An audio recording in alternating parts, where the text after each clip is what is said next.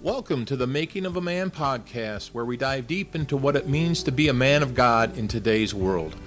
I'm your host, Mike Judd, and each week we'll explore how following Christ can transform not just our lives, but our marriages, our families, and the world around us. In a culture filled with so many voices defining manhood, we're turning to the only voice that matters, God's. Through scripture, conversations, and stories from men walking the journey of faith, we'll discover how to live with strength, humility, and purpose as men created in His image. Whether you're a husband, a father, or just someone seeking to grow in your relationship with Christ, this podcast is for you. Join us as we become the men we are called to be. Welcome to the Making of a Man. In this podcast, we're all about exploring what it means to walk in biblical manhood, strengthening our faith, and living out God's purpose in our lives. Whether we're talking about healing from past struggles, living out our calling, or building stronger relationships, each episode is designed to equip us to be the men we are called to be. In today's episode, we're going to talk about a piece of scripture that has become near and dear to my heart. It's a piece of scripture that the Lord led me to a couple of years ago when I asked Him, "How do you want me to love my wife, Lord?" This powerful verse calls us as husbands to an incredibly high standard. In Ephesians 5:25, the Apostle Paul writes, "Husbands, love your wives just as Christ loved the church and gave Himself up for her." This verse not only speaks to how we should love our wives, but reflects the sacrificial love Christ has for each of us. We're going to explore what this verse means in real everyday terms. How do we love our wives as Christ loved the church? What does that look like in the midst of challenges, in daily interactions, and in our spiritual leadership at home?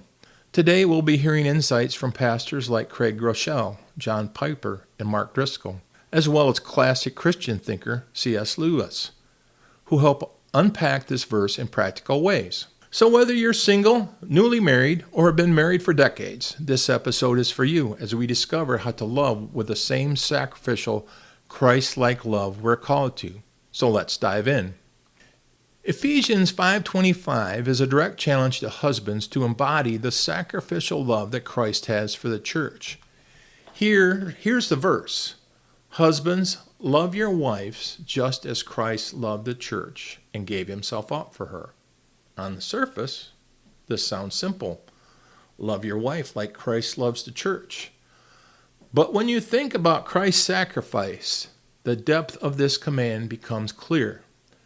It's calling husbands to a love that is self-giving, unconditional, and sacrificial. But what do proponents of this verse say about it, and how should we live it out?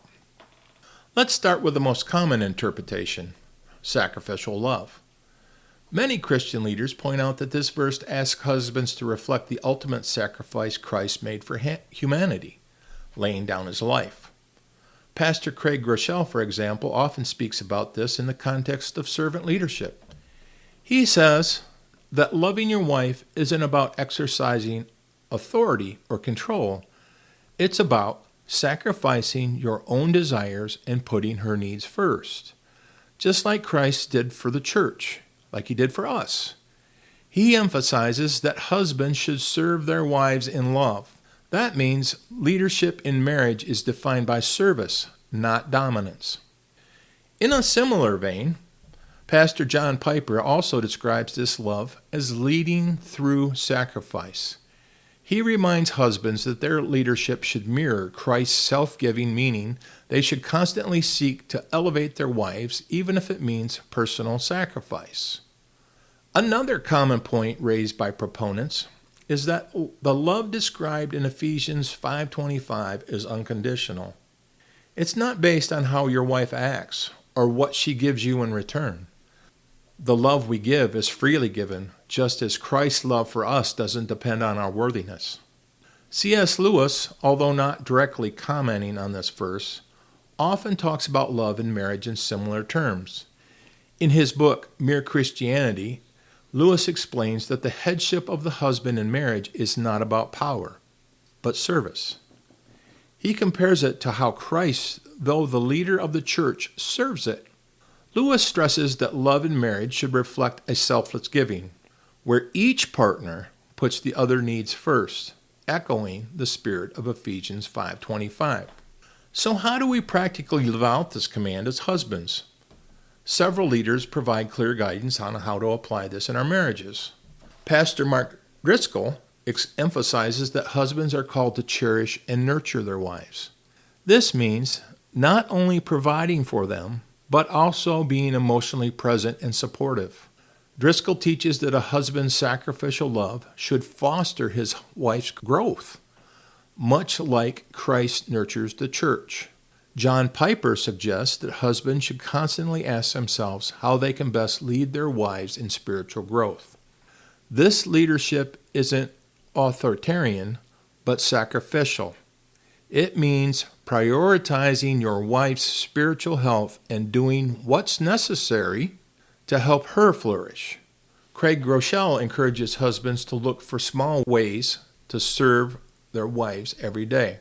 It could be taking on more responsibilities at home, or simply being more attentive to her emotional need. But let's be honest, loving sacrificially like this isn't easy. We live in a world that often teaches us to prioritize ourselves.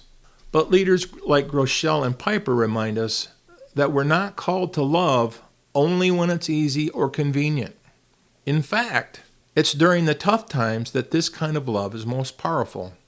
Driscoll, for example, talks about how sacrificial love can be a healing force in marriage.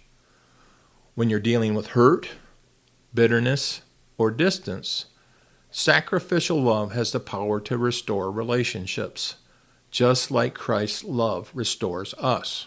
So what's the takeaway for us men striving to be better husbands? Ephesians 5:25 calls us to lead with selfless, sacrificial love. And the challenge is to live that out every day. So start small. What's one area where you can love your wife more sacrificially this week? Maybe it's spending more time together. Maybe it's helping her out with something she's struggling with. Or maybe it's just being more present. Remember, it's the little acts of love that build a strong, Christ-like marriage. Let's remember that Christ loved us not because we were perfect, but because His love is perfect. And that's the kind of love we're called to show our wives. As we wrap up today's episode, I want to leave you with this thought. Loving your wife as Christ loved the church isn't about grand gestures or simply fulfilling your role as a husband. It's about daily, sacrificial acts of love that reflect Christ's deep, unconditional love and care for us. This kind of love is patient, it serves, and it seeks the other person's best interest, even when it costs us something. We heard from leaders like Groeschel, who reminds us that sacrificial love is about serving and prioritizing our wives' needs, and from Mark Driscoll, who calls us to nurture and protect them as Christ cares for the church. The common theme is clear. Biblical leadership in marriage is about selflessness and service, not control or dominance. So as you go forward this week, think about how you can practice this kind of love in your marriage. Maybe it's through being more present, helping out more, or simply offering emotional support when she needs it most. And remember, this call to love is ongoing. It's not something we ever fully complete, but something we grow in daily, just as Christ continues to love and care for us. Thanks for tuning in to The Making of a Man. I hope this episode has encouraged you and given you some practical tools for loving more deeply in your marriage. If you found this helpful, be sure to share with a friend. And as always, keep striving to live out the purpose God has for you.